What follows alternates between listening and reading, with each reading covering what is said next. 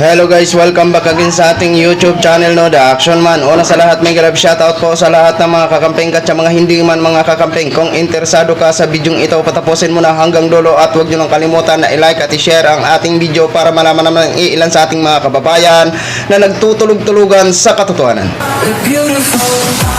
So muli naman nagbabalik ang nag-iisa nyong host na si The Action Man para magbigay ng komentaryo at reaction sa mga mainit ng issue ng bayan. So ito ho mga ka-action, mga kakamping, no, may gusto lang ho ako na i-share ho sa inyo. Mukhang iyakan na ang mga babies. Mukhang mapawalang saysay na naman ang kanilang pinaglalaban na walang katotohanan. Alright, ito nga po mga ka-action, di ba, mainit-init na issue at iniimbestigahan sa Senado ang nasabing PDLX. Ito po mga ka-action, pinapatigil na po ng iilan sa ating mga senador. Particular na si Bong Rebellion, Amy Marcos. Pero may mga sinabi si Amy Marcos na hindi ho ako sang-ayon. Alright, ito po, panoorin po muna natin tong video ito. Pinangangambahan ng kapatid ni Pangulong Marcos Jr. na si Senadora Amy Marcos na mauwi lamang sa pamumulitika at personalan ang investigasyon ng Senado sa PIDEA Leaks. Sa harap nito, inihirit naman ng ilang mga senador na itigil na ang investigasyon sa nasabing kontrobersya. Mean Corvera sa balita. Hindi mo alam kung kailan ka natanggal sa serbisyo? Your Honor, yung ganyang hindi kailangan ko sa dokumento. Your Honor. Ipinatitigil na ng mga senador ang investigasyon sa umano'y nag-leak na impormasyon mula sa PIDEA kung saan idinadawit si Pangulong Ferdinand Marcos Jr.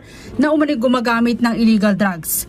Pangamba ng kanyang kapatid na si Senator Amy Marcos, baka mauwi lang sa pamumulitika ang issue at mauwi sa personalan.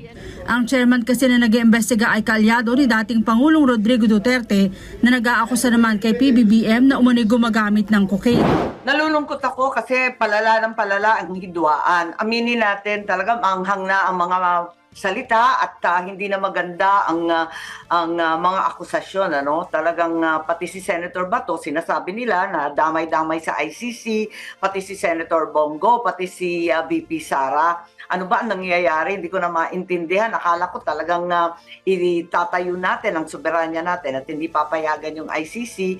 Pero kung minsan may mga press release na hindi ko maintindihan mula sa DOJ.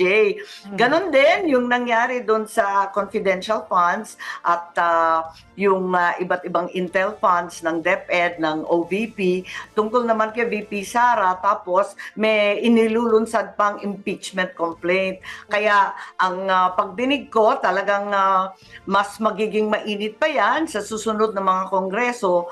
Ganito rin ang apela ni Senator Ramon Bong Revilla na nagsabing hindi malayong mabahira ng politika ang issue.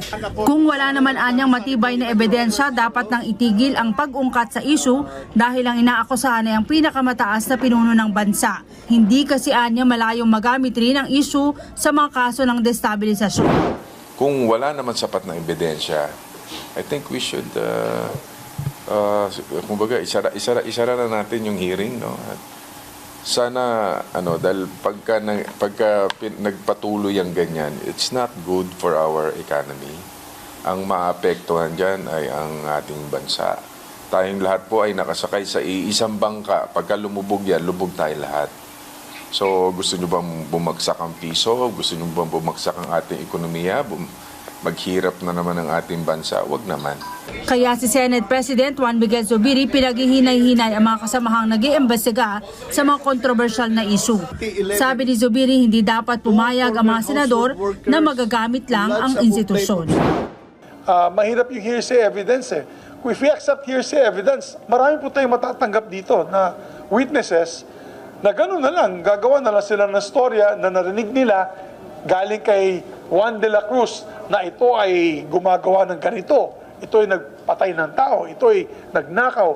Kailangan meron tayong direct evidence, facts that we can present. It has to be a preponderance of evidence to be able to come up with the right answers and conclusion to this case. Kaya Ang akin lang dyan, mag-ingat lang tayo, huwag po tayo magpagamit for political persecution. Paano nabanggit ang pangalan ni Presidente? May So yun na ho mga ka-action, mga kakamping no, napakinggan na po natin ang mga kanya-kanyang statement ng dalawang senador ho, mga ka-action, mga kakamping. Okay. Alam niyo mga ka-action, talagang wala na po talagang saysay ang nasabing investigasyon na yan. Kasi una-una magkakaroon ho ng conflict. Kasi ito si Bato de la Rosa is kalyado ni dating Pangulong Duterte at siya ang chair ng nasabing investigation. At pangalawa, wala po talagang kahinatnan yan dahil wala naman sila talagang sapat na ebidensya, no? Klarong-klaro po mga ka-action, mga kakamping na yan ay isang pamumulitika na gusto lang sirain ang administrasyong Marcos, di ba? Oh, kasi alam naman po natin ang sinisigaw ng kanilang mga supporters ng mga DDS, pababain si Mr. President Bongbong Marcos para magpalit ito si Vice President Sara Duterte. O di ba? Isa lang po yan na pamumulitika at ito naman si Morales para naman tong ano at ito naman si Bato de la Rosa pinatulan din ang nasabing mga issue-issue na wala namang katotohanan, di ba? Doon pa lang sa mga sagot ni Maricel Soriano is talagang matindi po kahit maiksi lang po yun pero direct to the point agad, no? Kaya wala na po talagang saysay yan. Isa lang po talaga yan ng mga panggugulo lang ho, mga ka-action, mga kakamping. Ang dapat talaga inula dyan, yung resolution o proposal ni Senadora Risa Hontiveros na imbestigahan ang nasabing gentleman's agreement ni dating Pangulong Duterte. Yun talaga ang usaping pangbayan, pangmasa, pangkalahatan. Diba, mga ka-action, mga kakamping? Oh. Pero doon sa sinabi ni Senate Amy Marcos na kagaya doon ng mga confidential fund, problema sa DepEd, teka muna. Yan nga pong hinihintay namin Amy Marcos kung ano na po ang naging resulta sa investigasyon sa nasabing confidential fund ni Vice President Sara Duterte. Yan po sana ang dapat yung pag-uusapan dyan sa Senado kung kumusta na ho. Diba? At saka yung crisis sa sa education, kung ano na ba ang konkretong plano ni Vice President kasi ayaw niya naman talagang bumaba. Gusto niya talagang mananatili dyan sa bilang isang DepEd Secretary. Pero yun po, hintayin niyo po sa May 7 ang panawagan ng taong bayan para pababain sa pwesto bilang isang DepEd Secretary ito si Vice President Sara Duterte, di ba? At tungkol naman dito sa PDLX, tama po kayong dalawa dyan, Bong Revilla at Amy Marcos, itigil nyo na yan kasi wala naman talagang saysayan, walang kakwinta-kwintang investigation yan, di ba? Dahil una-una, hindi naman natuloy ang nasabing operation at nawawala ang nasabing mga dokumento. Hindi namin alam kung sino ba ang magsasabi ng totoo, di ba? At una-una, ang naguro witness dyan, minsan siya pa ang nagtatanong sa investigator. Nakakatawa, no? Si Morales ang witness, ang nagtestigo, pero minsan siya pa ang nagtatanong sa nag-iimbestiga. Di ba? Oh, at saka, ito po ang ka-action, wala nung ano ba ang credibility ni Morales para paniwalaan ng taong bayan kung gayon pa man sandimakmak ang kanyang mga kasinungalingan, mga dishonesty na mga kaso, di ba? Kaya wala ho talaga yan, marapat lamang na itigil yan dahil wala namang kakunta-kunta yan, di ba?